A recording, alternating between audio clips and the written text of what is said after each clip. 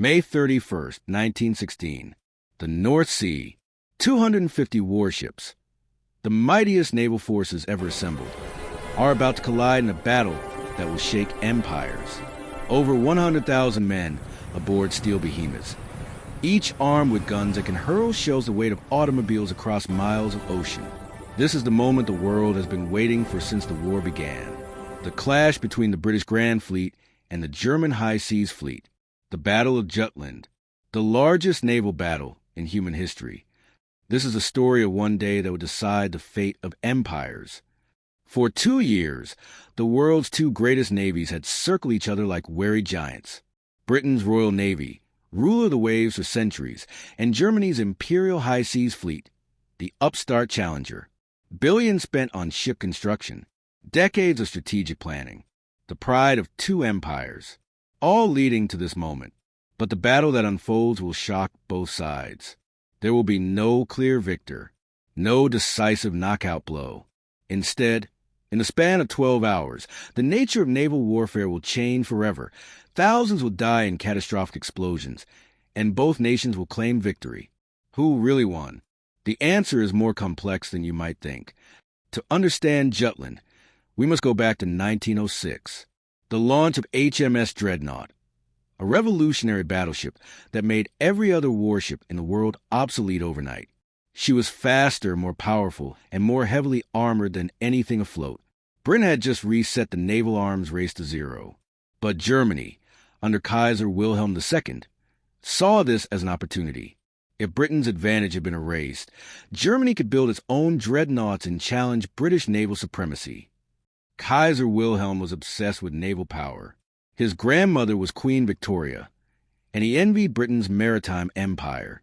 His naval minister, Admiral Alfred von Tirpitz, convinced him that Germany needed a battle fleet to protect its interests and claim its place in the sun. The naval laws of 1898 and 1900 launched the most expensive arms race in history. For every ship Britain built, Germany would build one to match. It was a competition neither could afford and neither could abandon. Britain watched Germany's naval expansion with growing alarm. The Royal Navy wasn't just military force. It was Britain's lifeline. An island nation that imported most of its food, Britain depended absolutely on control of the seas. If Germany achieved naval parity, Britain would starve. So Britain responded the only way it could. It built more ships, bigger ships. The race was on, and by 1914, both nations had spent staggering fortunes on naval construction. By 1916, the numbers were staggering.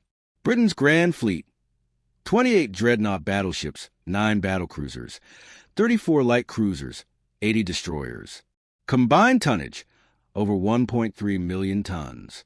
Germany's High Seas Fleet, 16 dreadnought battleships, 5 battlecruisers, 11 light cruisers, 61 destroyers. The British had numerical superiority, but the Germans had advantages too. Better ship design, superior armor protection, and more effective damage control.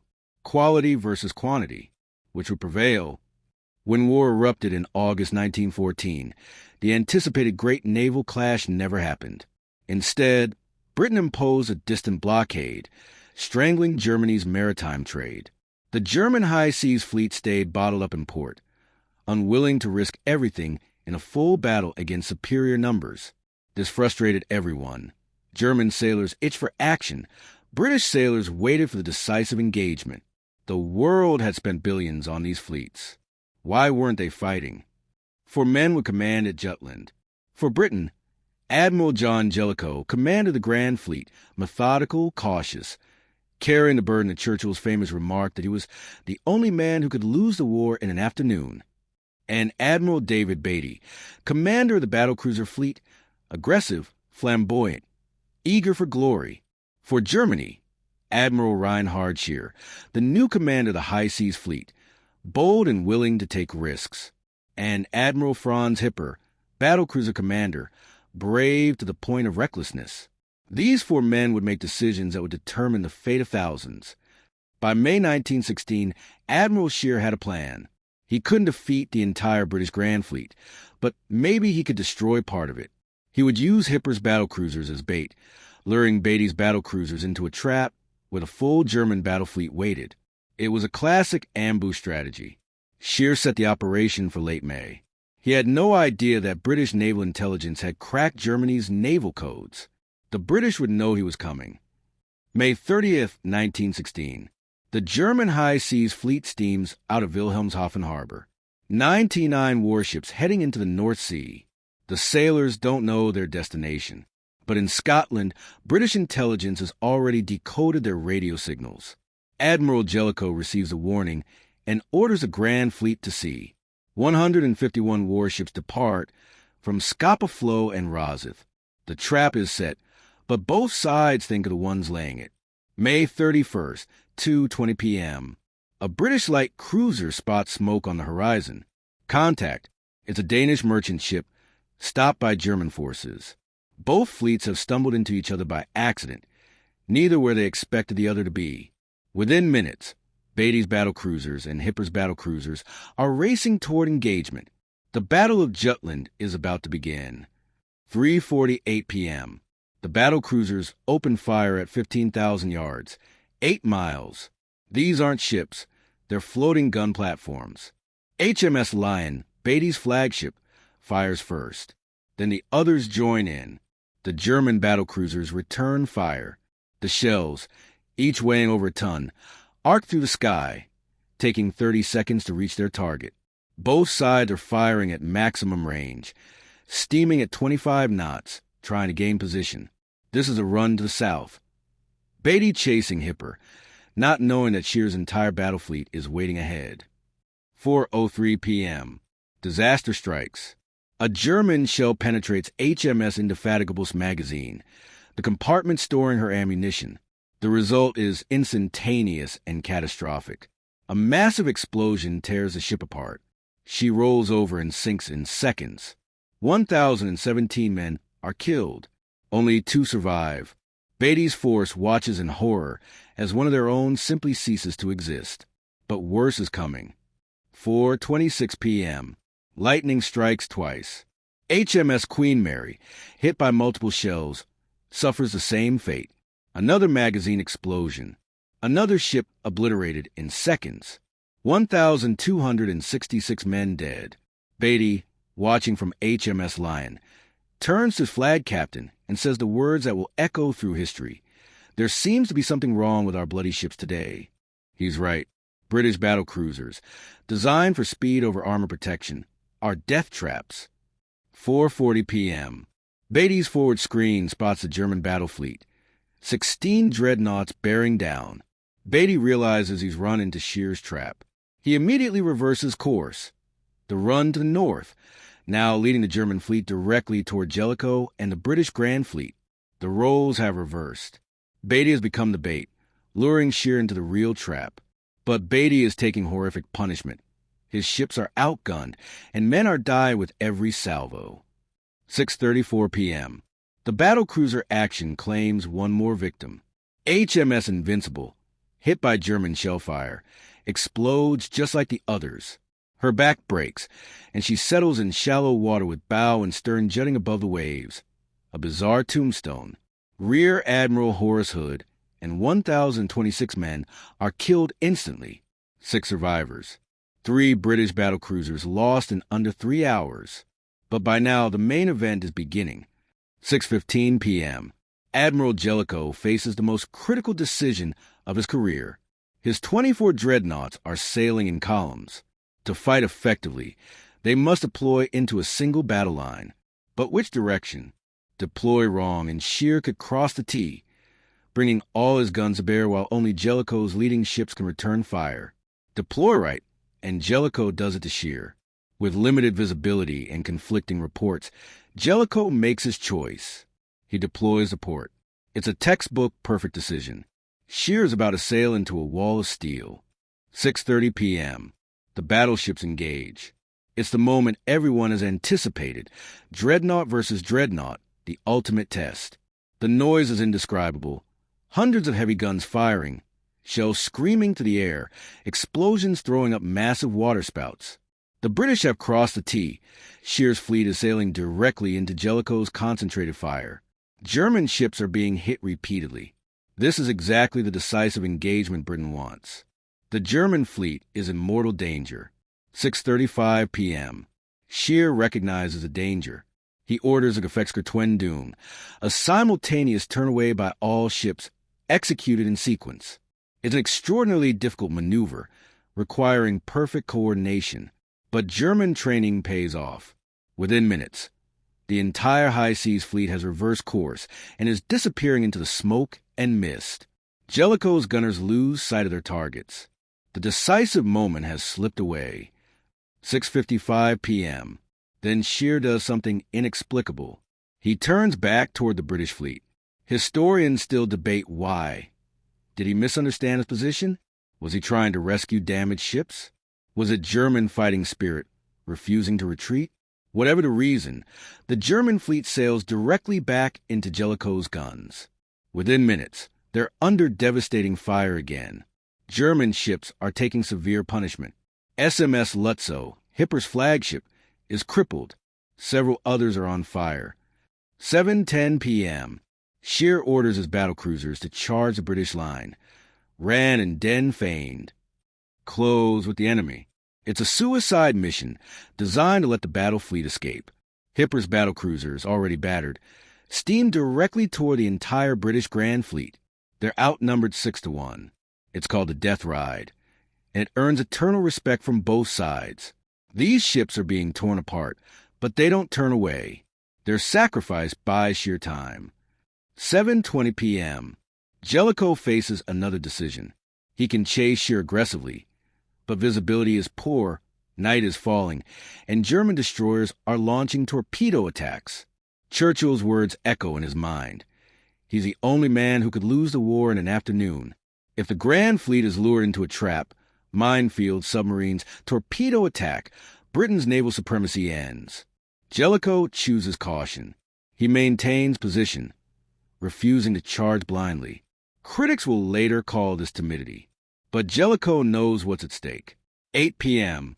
The light fades. The main fleet engagement ends, not with decisive victory, but with both fleets losing contact in the gathering darkness. In 12 hours of fighting, neither fleet has achieved a knockout blow, but the battle isn't over. The Germans must escape back to their ports, and the British stand between them and home. The question now, can Scheer slip past Jellicoe in the darkness? The most dangerous phase of Jutland is about to begin. Night naval warfare in 1916 is chaos. No radar, no effective coordination. Ships identify each other by silhouette at point-blank range. Jellicoe positions his fleet between Scheer and the German bases, expecting contact at dawn. But Scheer isn't waiting for dawn. He's going to punch straight through the British fleet in the darkness, regardless of cost. The night actions at Jutland will be some of the most confused, brutal, and chaotic combat in naval history. 11:30 p.m. The German battle fleet crashes into the rear of the British fleet in the darkness. What follows is nightmare combat. Ships pass within yards of each other, unable to identify friend from foe until it's too late. HMS Black Prince, a British armored cruiser, accidentally approaches German battleships in the dark. She's annihilated at point-blank range. 857 men killed. No survivors. German destroyers attack. British destroyers counterattack. Torpedoes cross the darkness. Collisions occur. Men fight and die in confusion. Through sheer audacity and German damage control excellence, Scheer fights his way through. Several of his ships are damaged. SMS Pommern is torpedoed and explodes. 844 dead, but the core of the fleet survives. By 2 a.m. on June 1st, the German fleet has broken through and is heading for home. Jellicoe, still expecting dawn engagement, doesn't realize until first light that Scheer is gone. Dawn, June 1st. The British scan the horizon. Nothing. The German fleet has escaped. Jellicoe's officers are stunned. They had the Germans trapped, outnumbered them, had superior position, and yet Scheer got away. As the British fleet turned for home, they passed to the debris field. Shattered lifeboats, bodies, oil slicks, wreckage floating on the gray sea. The scale of loss is beginning to become clear. The casualties are staggering. Britain lost 14 ships, 3 battlecruisers, 3 armored cruisers, 8 destroyers. 6,094 men killed, 674 wounded. Germany lost 11 ships, 1 battlecruiser, 1 pre-dreadnought battleship. For light cruisers, 5 destroyers. 2,551 men killed, 507 wounded. Britain has lost more ships and more than twice as many men. When the German communique reaches the world first, Germany claims victory. The Kaiser declares a great triumph. But the strategic reality tells a different story. So who won? Germany won the tactical victory. They sank more ships and killed more men while suffering fewer losses. German ships proved superior in armor and damage control. German sailors fought with skill and courage. But Britain won the strategic victory, the one that mattered. After Jutland, the German high seas fleet stayed in port. They never again challenged British naval supremacy. The blockade continued, slowly strangling Germany. The war would be won on this foundation. As American Admiral William Sims later said, the German fleet assaulted its jailer, but remained in jail. The debate over Jutland began immediately and has never really ended. In Britain, Jutland was seen as a disappointing anticlimax. The Grand Fleet had been expected to achieve another Trafalgar, but produced only a muddled draw. Jellicoe was criticized for excessive caution. Beatty became the hero, though his battle cruisers were the greatest victims. In Germany, Jutland was celebrated as proof that German valor could challenge British might. But it didn't change the strategic stalemate. The truth is that Jutland proved the dreadnought battleship had reached its limit. The decisive battle that would end the war at sea never happened, because such battles have become too risky for either side to accept. Jutland marked the end of the battleship's dominance. After Jutland, naval strategy changed. Germany turned to unrestricted submarine warfare, a decision that would bring America into the war and ultimately ensure Germany's defeat. Britain tightened the blockade that would starve Germany into surrender by 1918. The great battleships, built at such cost, spent the rest of the war swinging at anchor. By World War II, it was aircraft carriers, not battleships, that ruled the seas. Jutland was the last great battleship engagement in history. Jutland exposed critical design flaws. British battlecruisers sacrificed armor for speed, making them vulnerable to magazine explosions. German ships had better compartmentalization and damage control. They could survive hits that would sink British ships. But Britain learned. After Jutland, Royal Navy ships received improved magazine protection, better damage control procedures, and more realistic training. These lessons would prove crucial in World War II, where British ships survived damage that would have destroyed their Jutland-era predecessors. Beyond strategy and statistics lie the human stories. Over 8,000 men died at Jutland, British and German, officers and ratings, teenagers and veterans. Many have no graves. They were lost when ships exploded or sank. The youngest British casualty was 16-year-old John Travers Cornwell, a gunloader who stayed at his post despite mortal wounds. He was posthumously awarded the Victoria Cross. Every man who fought at Jutland experienced hell. The deafening gunfire, the terror of magazine explosions, the chaos of night combat, the horror of watching ships and comrades disappear in seconds. The Battle of Jutland was not the decisive engagement either side wanted. It solved nothing definitively, but it stands as a monument to naval warfare's destructive peak, the largest gathering of battleships ever to fight, the greatest test of dreadnought doctrine, and the moment that proved that even overwhelming force could not guarantee decisive victory. The empires that clashed at Jutland are gone. The ships are long since scrapped. But the lessons remain about courage, about sacrifice, about the limits of military power, and about how wars are won not just in single battles, but in long strategic struggles. Today, the North Sea is peaceful. The waters where two empires collided are traversed by cargo ships and fishing vessels, not battleships.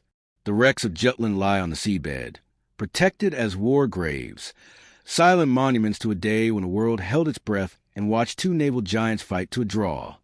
The Battle of Jutland reminds us that even the mightiest weapons, the most expensive preparations, and the bravest warriors cannot guarantee victory.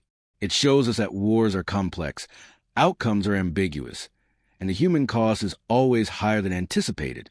British and German sailors fought with equal courage that day. Both sides claimed victory. Both sides paid terrible prices. And in the end, what mattered most was not who won a single day's battle, but who could sustain the long strategic struggle that followed. This was Jutland, not a decisive victory, but a pivotal moment when empires collided and neither prevailed. Remember them. Thank you for watching this exploration of the Battle of Jutland. If you found this documentary informative, please subscribe, and share. Leave a comment with your thoughts. Who do you think won Jutland? What lessons does this battle teach us about modern warfare? And what other naval battles should we cover? Your engagement helps us create more in-depth historical content. Until next time, remember the past and honor those who fought.